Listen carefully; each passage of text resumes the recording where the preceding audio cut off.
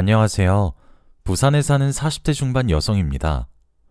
요새 사회가 불안정해서 그런지 주식을 해야 한다, 부동산에 투기해야 한다, 이런저런 말이 많습니다. 저는 이 나이 먹고도 경제를 잘 몰라서 그런지 여전히 남의 나라 얘기 같지만요. 저는 다른 건 다 필요 없고 오로지 건강이 최고라고 말하고 싶네요. 아무리 돈이 많아도 금방 죽을 목숨이면 그게 다 무슨 소용이겠어요? 돈이 많으면 좋긴 하겠지만 1년 전 저희 가족이 겪고 난 어떤 사건 때문에 돈 욕심이 얼마나 무서운 건지 알게 되었습니다. 참, 돈이 뭐라고 가족까지 속이고 범죄도 일으키고 그러는 걸까요? 돈 욕심으로 생긴 감히 믿기 어려운 이야기가 있어 이렇게 사연을 보내봅니다. 저는 남편과의 사이에 딸들을 얻었습니다. 정말 눈에 넣어도 아프지 않을 만큼 예쁘고 착한 아이들이에요. 남편과는 결혼한 지 벌써 20년이 다 되어 갑니다. 평범하게 만나 결혼했습니다. 남편에겐 남동생이 하나 있어요. 남자 형제만 있는 집이다 보니 아무래도 시댁은 좀 보수적인 편이에요. 제가 딸들 낳으면서도 얼마나 눈칫밥을 먹었는지 모르겠어요. 매년 잘 알지도 못하는 조상한테 제사는 기본에 같은 상에서 밥도 못 먹고 어렸을 때 딸들이 어려서 조금 뛰어논 거 가지고 어떻게 나왔길래 계집 애들이 조신하지 못하게 말소리며 발소리가 문턱을 넘냐고 시아버지로부터 잔뜩 꾸중도 듣고 그랬어요. 시아버님은 뭐만 하면 여자애가 계집애가 이런 소리를 입에 달고 사시는 분이셨어요. 보통 시댁은 시어머님이 더 극성인 경우가 많던데 저희 시어머님은 제가 남편이랑 결혼하고 얼마 안 있어 지병으로 일찍 돌아가셨습니다. 돌아가시기 전에도 성격이 온화하신 편이셔서 같은 여자라고 오히려 더 잘 챙겨주시곤 했는데 돌아가시고 나서부터는 시아버님 뿐이시기 때문에 가부장적인 분위기가 더 심해졌죠.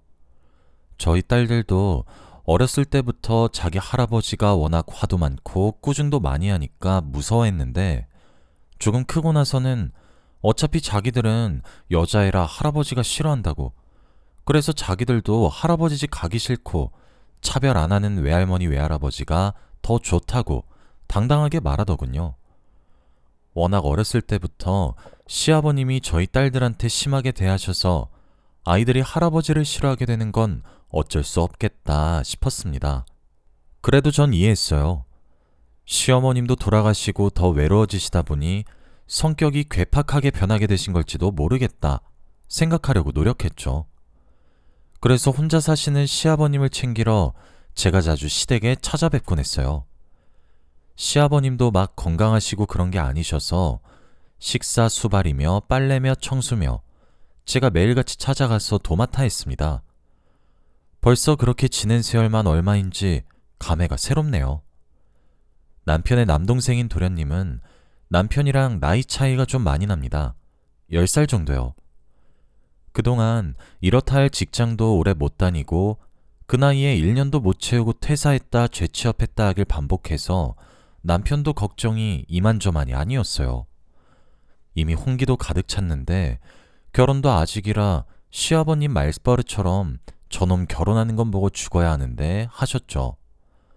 전에 남편이 말하기로는 아무래도 늦둥이로 태어난 데다 또 남자애라 태어났을 때부터 시아버님이 도련님을 엄청 감싸고 두시면서 키우셨다는데 그러다 보니까 철없이 자랐다고 하더군요.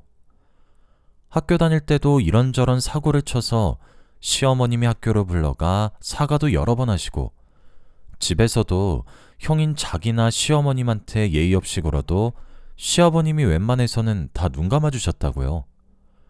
그러다 보니 도련님이 왜 저렇게 내일 없이 사시는지 알만 하더라고요. 일정한 수입도 없으니 아버님이 가지고 계신 시내의 상가 건물들 세를 조금 떼어서 도련님께 용돈 형식으로 주고 있었습니다. 저랑 남편은 결혼할 때도 그렇고 지금도 그렇고 딱히 시댁에서 지원받은 것도 없고 처음 신혼 때 살던 집도 친정에서 지원해 주셨던 게 달아 조금 서운하긴 했어요. 그래도 시아버님이 좋아서 그러겠다는데 이걸 말하기에도 쪼잔해 보이고 남편도 그냥 이제 별 생각 없다고 해서 그러려니 살아왔습니다. 저희도 이제 저희 힘으로 먹고 살기에 그렇게 빠듯하지 않았거든요. 어느 날 또 제사 때문에 도련님과 저희 집 식구들이 시아버님 댁에 모였습니다. 도련님이 결혼을 안 하셨으니 집안의 여자라고는 저랑 저희 딸들밖에 없어서 셋이서 제사 음식을 도맡아 했죠. 그렇지 않아도 이제 고등학생인데다 시험 기간도 앞두고 있는데 이렇게 제사 음식을 시키게 돼서 딸들에게 정말 너무 미안했어요. 그런데 시험 핑계대고 딸들이 제사에 빠진다고 하면 시아버님은 계집애 주제에 공부는 무슨 공부? 시집이나 잘 가면 그만이지. 그런 것 때문에 제사를 빠지다니. 에휴, 죽어서 조상님들 얼굴 볼 낯이 없다. 하시며 역정을 내세요. 막상 딸들을 제사에 데려오면 절도 안 시키고 쉬지 않고 제사 음식이나 만들게 시키면서요. 딸들도 서럽고 화가 나서 음식하면서 잔뜩 짜증을 내는데 제사 마치면 각자 10만 원씩 용돈 주겠다고 해서 겨우겨우 달랬어요. 그렇게 제사를 마무리하고 부엌에 앉아 딸들이랑 밥을 먹는데 남자들이 모여 밥 먹는 거실에서 도련님이 화내며 고함치는 소리가 새어나오는 겁니다. 무슨 일인가 싶어 귀를 기울여 봤는데 잘 안 들려서 집 가는 길에 남편에게 조심스럽게 혹시 밥 먹을 때 무슨 일 있었냐고 도련님이 화내시는 것 같던데 라고 말을 흘려보았습니다. 그러니까 남편이 한숨 한번 푹 쉬고는 말하더군요. 아니, 아버지가 원래도 민성이 결혼 때문에 걱정 많이 하시긴 했잖아.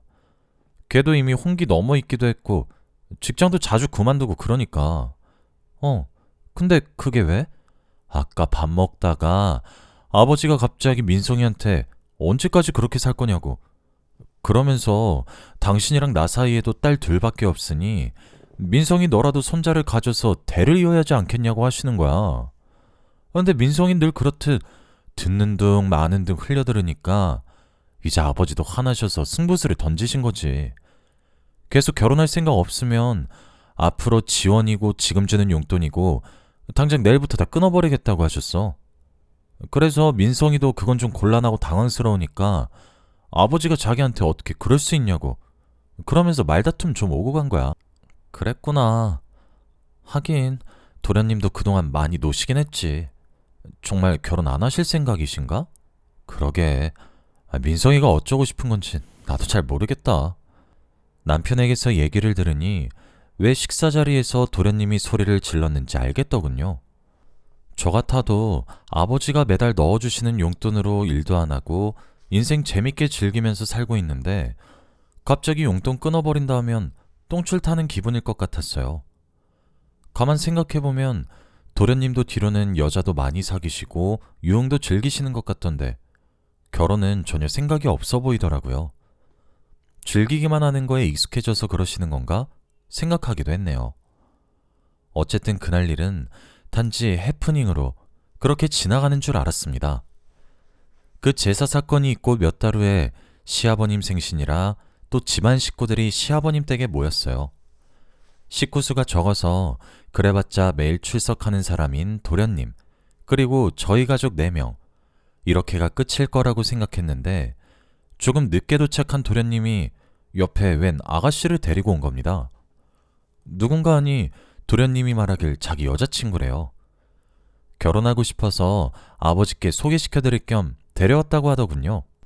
도련님이 말씀하시는 걸 들어보니 전부터 만나는 사이이긴 했지만 결혼 생각까진 없었대요.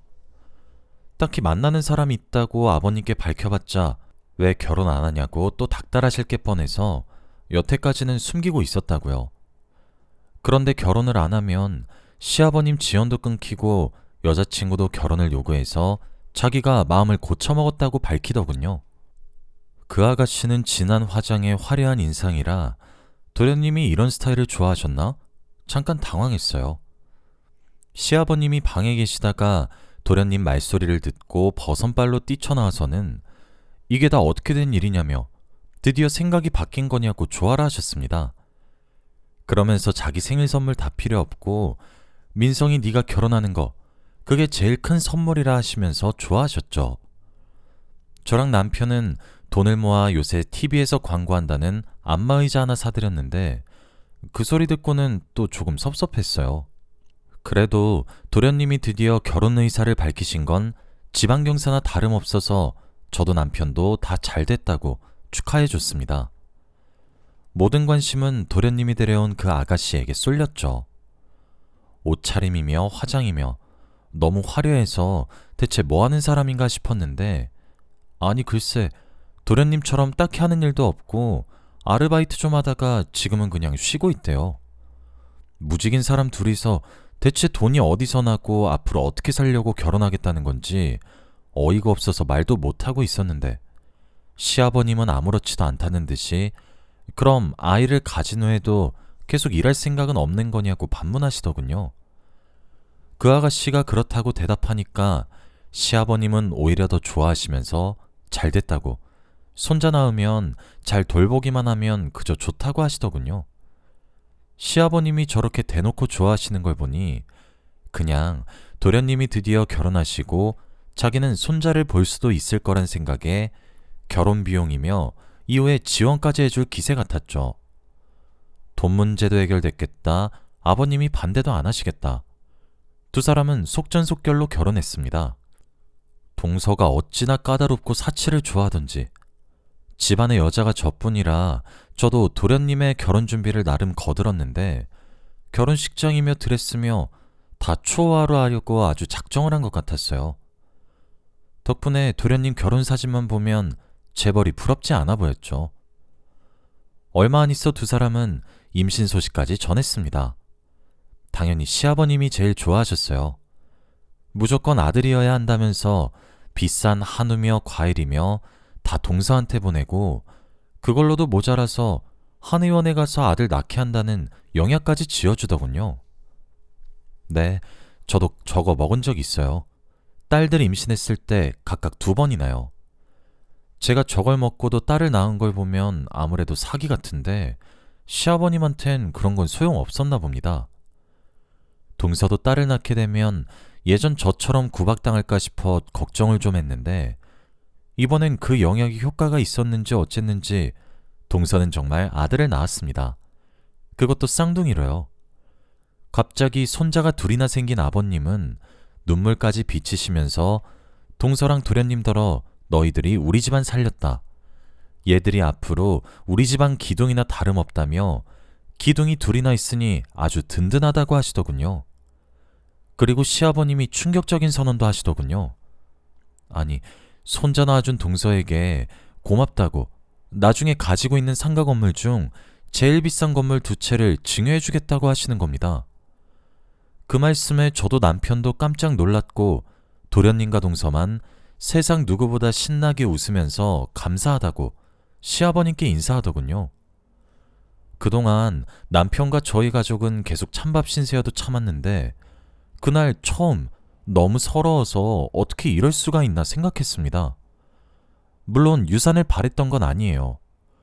저도 남편도 둘 다 괜찮은 직업에 종사하고 있어서 내 식구 먹고 사는데 문제 없습니다.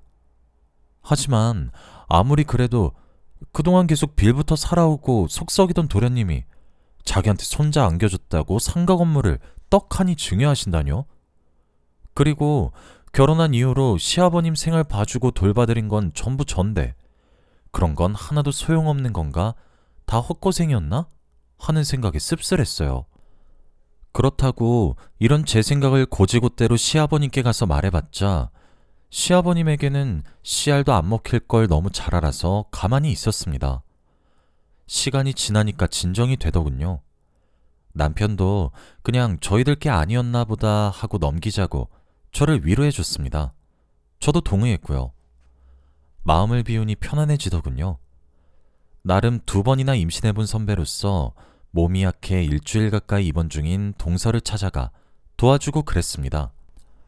하루는 화장실에서 손을 씻고 병실로 돌아가려는데 조금 열린 병실 문틈 사이로 동서가 소름 끼칠 정도로 깔깔 웃는 소리가 들려오더군요. 뭔가 꺼림칙한 기분이 들어 문 옆에 몸을 숨기고 가만히 있었습니다. 동서는 누군가 통화 중인 것 같았어요. 아, 그래. 그 등신 같은 영감탱. 내가 낳은 애가 지 손주 아닌 거 알아보지도 못하면서 민성 씨를 쏙 빼닮았네 어쩌네 하는데 나 진짜 웃음 참기 힘들었다니까. 야, 아들 낳았다고 나한테 건물도 주겠대. 진짜 돈 벌기 쉽다 쉬워. 언제쯤 주려나? 설마 상속은 아니겠지? 그럼 그 영감탱 죽을 때까지 기다려야 하잖아. 동서의 입에서 나오는 상스러운 말들이 다 뭔가 싶어 넋을 놓고 있다가 퍼뜩 정신을 차리고 녹음을 했습니다. 이게 다 무슨 소린가요? 동서가 낳은 아이가 도련님의 아이가 아니라뇨? 그럼 동서가 바람이라도 폈다는 건가요? 도저히 믿기 힘든 이야기에 귀를 의심하고 나중에 혼자 있을 때 녹음본을 몇 번이나 반복해서 들어갔지만 똑같더군요. 일단 태어난 쌍둥이가 자기 아이가 아니란 사실도 모르고 있을 도련님에게 빨리 이 사실을 알려야겠다 싶었습니다. 자기 집으로 헐레벌떡 뛰어온 제게 도련님은 무슨 일이냐고 묻더군요. 제가 숨을 고르고 난 후에 진정을 하고 오늘 동서가 병실에서 통화하며 말했던 소리를 전해주니 당연히 놀라거나 분노할 줄 알았던 도련님의 반응은 의외로 평온한 게 아니겠습니까? 그러면서 하는 말이 형수님, 제가 그걸 모르고 있었을 것 같으세요? 다 알고 만난 거예요. 걔 원래 술집 여자예요. 내가 다니던 술집에서 자주 만난 애고 나도 책임 안 지고 즐기기만 하면서 살려고 정관수술한 지 오래예요. 처음엔 걔 임신한 거 알고 다른 놈이 있다는 거 알아서 나도 좀 빡쳤는데 의사가 아들이라고 한 거 알고는 잘하면 아버지한테서 더 받아먹을 수 있겠다 싶어서 그냥 냅뒀어요. 근데 아버지도 참 손자가 그렇게 좋으셨는지 상가 건물 자체를 주실 줄 몰랐네. 형수님만 눈 감아주시면 건물 받고 나오는 돈 나중에 조금은 떼어드릴게요. 어차피 아버지 정정하셔서 언제 돌아가실지도 모를 것 같은데 형 몫으로 갈 쥐꼬리만한 유산보단 지금 저한테 조금 더 받는 게 형수님한테도 좋지 않겠어요? 도련님이 하는 말씀은 제가 병실에서 들었던 동서의 통화 내용보다 더 충격적이었습니다. 저는 머리를 굴려 한번 생각해보겠다 하고 나왔습니다. 그리고 그 자리에 주저앉을 뻔했어요. 너무 소름이 돋아서요. 하지만 지금은 그럴 여유도 없다 생각했습니다. 시아버님이 건물을 도련님 이름 앞으로 증여하시기 전에 이 사실을 밝혀야겠다고 생각했어요. 시간이 조금 지나 통화 녹음 기능을 켜고 도련님께 전화를 걸었습니다. 도련님께서 아까 하신 말씀 진심이냐고, 정말 동서가 술집 여자고 동서가 낳은 아이가 본인 아이 아닌 거 알고 있었냐고, 믿지 못하겠다는 듯 도련님이 의심을 품지 않게 순진한 태도로 다시 물었어요. 그랬더니 도련님은 얼마나 말해야 믿겠냐고, 맞다고, 그렇게 못 믿겠으면 동서가 낳은 쌍둥이랑 자기랑 친자검사해보래요. 그 내용까지 녹음하고는 자연스럽게 전화를 끊고 바로 시아버님께 달려갔습니다. 조금만 늦었으면 정말 큰일 날 뻔한 게 아버님이 증여 서류를 작성 중이시더군요. 그 후 제가 가져온 녹음본을 전부 들으신 아버님은 손을 벌벌 떠시면서 이게 다 뭐냐고 놀란 듯 고함치셨어요. 제가 차분하게 이게 다 사실이라고 말씀드렸죠. 그랬더니 우시면서 자기가 민성이한테 얼마나 잘했는데 이 개만도 못한 자식이 어떻게 뒤로는 이딴 일을 꾸밀 수 있냐며 분기탱천하셨습니다. 한참을 하소연하시고 화도 내시다가 도저히 못 참으시겠다며 그 길로 동선의 병원을 찾아가 추궁했어요. 제가 들고 있는 확실한 증거도 있으니 동선은 반쯤 포기한 듯 술술 불더군요. 그리고 시아버님은 그 자리에 도련님도 불러 고함치셨어요. 이 미친놈이 늙은 아버지 재산 빼먹으려고 뒤에서 이딴 짓을 꾸며? 너 앞으로 내 아들 아니다. 그깟 건물이 뭐라고 남의 새끼를 내 손주로 속여? 둘 다 당장 내 집에서 나가!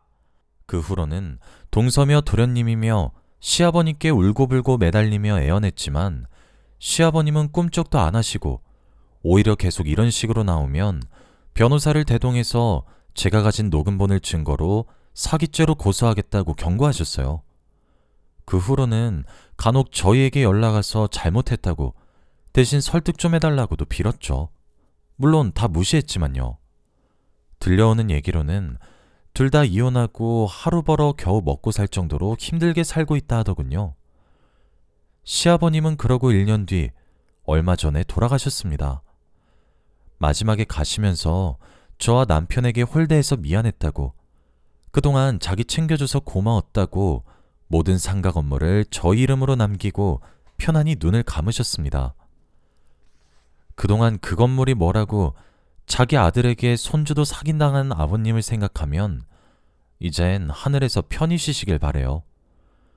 저희 부부도 이런저런 차별을 많이 받았지만 이제는 다 훌훌 털어내려 합니다. 새삼 돈이 뭔지, 가족끼리도 이런 일이 있을 수 있다는 걸 알게 한 일이네요. 저희 긴 사연 들어주셔서 감사합니다. 여러분은 돈에 구애받지 않는 진정한 행복을 가지고 살아가셨으면 합니다.